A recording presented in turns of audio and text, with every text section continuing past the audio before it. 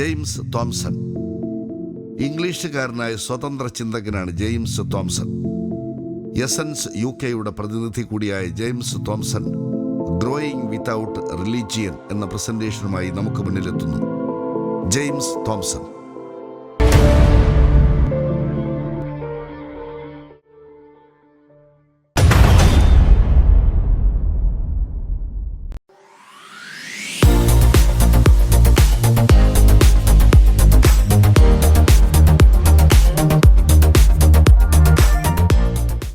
Namaskaram. Namaskaram. That's half the Malayalam I know. The other bit is Endapara James Thompson. That's about it, okay? So, I'm here to talk to you about growing up without religion in the UK, but firstly, just a few thank yous to... Sorry. This is the first time I've done this. So firstly, a few thank yous to Ravi sir for inviting me and the Essence team for having me, and all of you, obviously, for being here today and letting evidence lead. Yeah, round of applause. Thank you. So, bit quick on the trigger. So before I start, a few things. I know I'm speaking in English, because that's how I speak. If I'm speaking too quickly, just raise your hand, let me know. If you've got any questions because you don't understand what I've said, just let me know. I'm seeing this lady, and I'm not sure you understand a single word I'm saying because of the face you're pulling. Or maybe you do, hopefully you do, but let me know if you don't. So look, there's three things I want you to take away from today. The first is an understanding of the religious and political environment in the 16th and 17th century. You'll understand why that's important when we go through it. The second is the current religious and political environment today and when I grew up. And then the third is my experiences, how I've become the person you see in front of you. If you wouldn't mind closing your eyes for a second. Everyone just close your eyes. Because we're going to go back in time. And the guy on the screen, Henry VIII, is sitting on the English throne. Okay, you can open your eyes now. And he's got a wife named Catherine of Aragon. Catherine is Spanish, and she's a devout Catholic, as is Henry. But as most husbands tend to do at certain points in their lives, he's got a little bit bored. And Henry has realized that Catherine isn't going to be able to provide him with a son, the heir to the throne. She's been able to give him a daughter, but not a son. And this is a problem, because back in those days, if you couldn't provide a son to be the heir to the throne, there would be a war so that the next man could become king. And that put his family in jeopardy. So what did he do? He sent one of his ambassadors to the Pope to say, I need to divorce this lady because she can't give me a son. The Pope, perfectly within his rights, said, absolutely not, that's against the Catholic religion. So like all good kings and monarchs do, he decided to take power into his own hands, and he made himself head of the Church of England. So along with being the head of the Church of England, he became the owner of 800 new monasteries. These monasteries had, up until that point, provided hundreds of thousands of pounds to the Pope. Now he owns all of that land, wealth, and property. And he decided that some of the small monasteries weren't worth it, so he burnt them to the ground. And he decided that all of the nuns and all of the monks could go about their business, but he didn't need them anymore. This started 150 years of religious wars within the UK. And this was known as the Act of Supremacy. Edward VI, the next king, decided that unless you followed his ways and his ways only, he was going to kill you. So that meant 6,000 Catholic priests, monks, nuns, all got killed because they wouldn't abide by his rules. No other reason. He just decided that's how it was going to be. And then James I came along. Now, James was a Scottish king, and he was king of Scotland before he became king of England. When he was king of Scotland, he decided that he was God on earth. Okay? So, yeah, you're laughing, but these guys, right, these monarchs could just make up whatever they like. They say, okay, I'm this, I'm that. So he becomes God on earth, and that's called the divine right of kings. His son, Charles II, also sees himself as the next God on earth, and again, dislikes a group of Catholics. So what does he do? He wages a war. As a result of that war, over 500,000 people died. That was 10% of the UK's population at the time. That's huge. So, after all of this back and forth, Catholic to Protestant, Parliament gets involved. Now, previously, the monarchs had used Parliament when they wanted to. If Parliament agreed with the monarch, they're happy to use. If not, they'll just dismiss them. But this time, Parliament utilised the Bill of Rights Act, which was to limit the power of the monarch. That stopped them from being able to wage wars, that stopped them from being able to raise taxes, and that stopped them from being able to change the nation's religion. However, the church remained just as influential as ever. Okay? If we fast forward to today, you'll understand just how much influence the church has been able to retain. Over 7,000 schools in the UK that are paid for by the government have a faith denomination. That is, I think, 95% Christian, and then you've got other religions. I'm not going to list them all because there's a fair few. There's also 500 private schools that have a faith denomination. In the last 20 years, there's been an increase in the number of schools that have a faith denomination from 33% to 36%. And over 18,000 children got sent to faith denomination schools without their parents' consent. There's also 26 bishops that have retained their power in the House of Lords. The House of Lords is part of the UK Parliament. There's two houses in the UK Parliament. The Houses of Commons, which is elected by constituencies, and the Houses of Lords, which is by right. Those 26 bishops have the ability to approve and reject laws in the UK.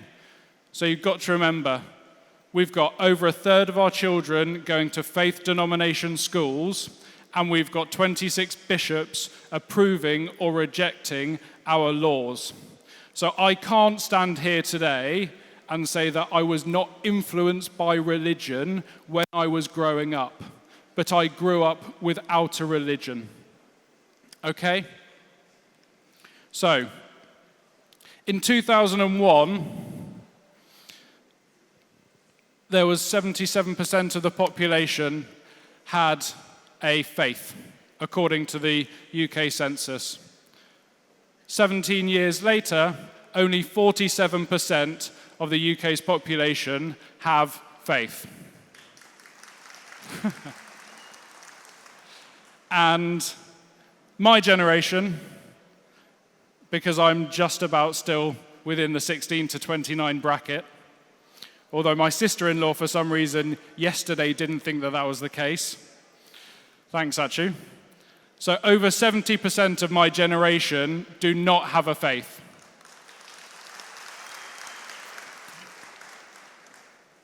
So you can see it's slightly confusing because we've got all these schools, we've got a third of our schools raising children to have a faith, and we've got over 70% of my generation not having a faith. The church is slowly having to adapt, okay? Until 1994, people were not allowed to work on a Sunday. I don't know what that would feel like for you guys, because I know everyone works so damn hard here, but not working on a Sunday was a God-given right.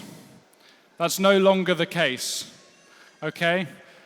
And up until 2014, same-sex marriages were not allowed, okay? And when I talk about same-sex marriages, I'm talking about in Church of England Protestant churches. It's still illegal in Catholic churches. So a bit about me and my dog. Oh, sorry, and my wife. I always get that the wrong way around. So I was born in 1989, so yes, I am very nearly 30.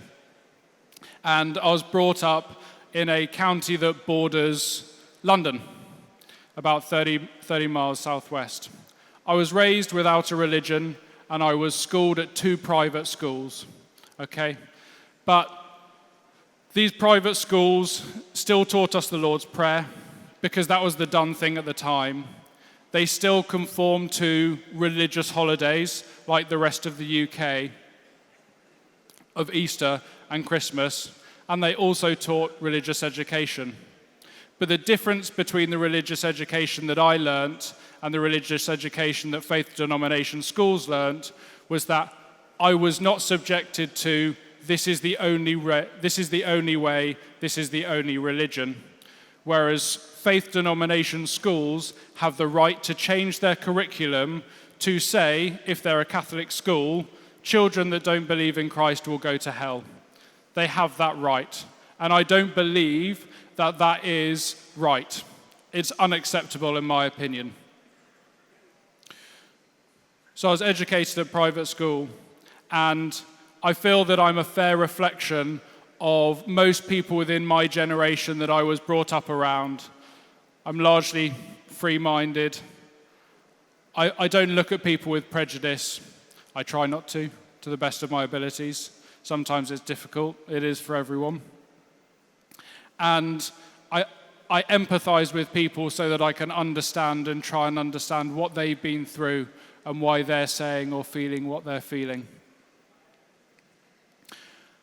After school, I went to university, pretty standard, graduated, and got a job with one of the largest IT companies in the world, who I won't name because I would have to put a disclaimer on every single slide to say that what I'm saying does not relate to what they believe in. And then, as you may or may not know, I met my wife, and we now live in London with our dog Lagu, whose only religion is food.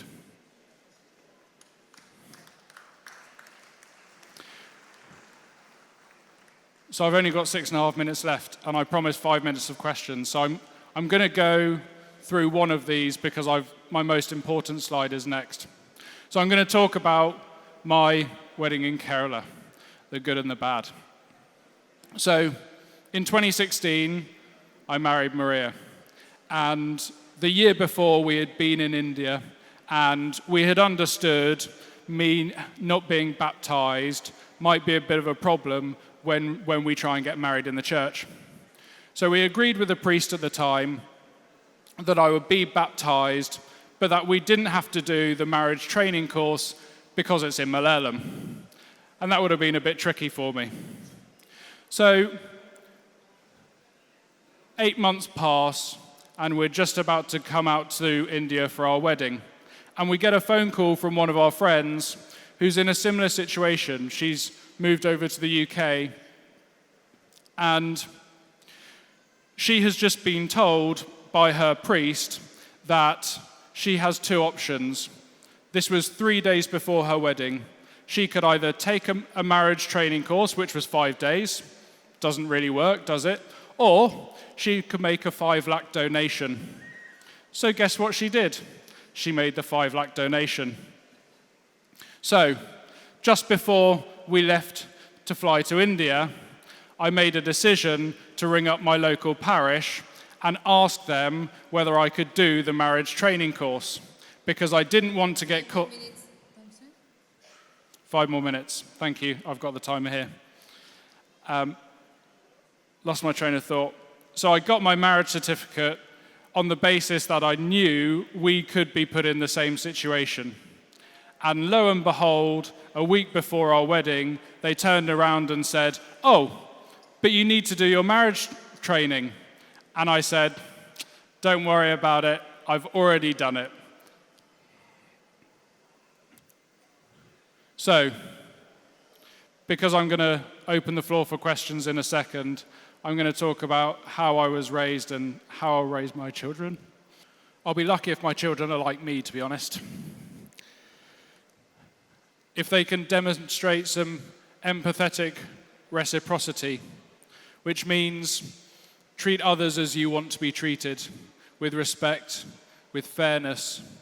I want them to be open-minded, even if that does mean that they choose at some point in time to explore a religion. Because you know what? They can. If they love it and that's what they enjoy, let them. They'll see the right way or the wrong way. They'll find what they like from different religions and they'll tailor that to their beliefs. I'm not going to ever say that there isn't something that I could learn from Buddhism, for example. Meditation's great. Be kind and considerate, and what comes with that? Honesty, integrity, respect, compassion. To embrace the unknown. So, I am English, Scottish, Filipino. My wife is Indian. My children are going to have they have a rich heritage. And they're going to have questions about where they come from, what the world is all about. And I want my wife to be able to answer all of those questions, because normally she gets it right. And I want them to make their own decisions, with a little bit of help from me, because if they make a bad decision, I'll be there to help them through it. And I don't believe that any of these characteristics need religion. Thank you very much.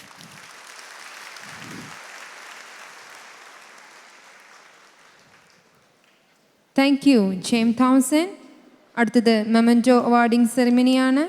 I welcome Mr. Omakoya, Essence Global Malappuram, to the stage.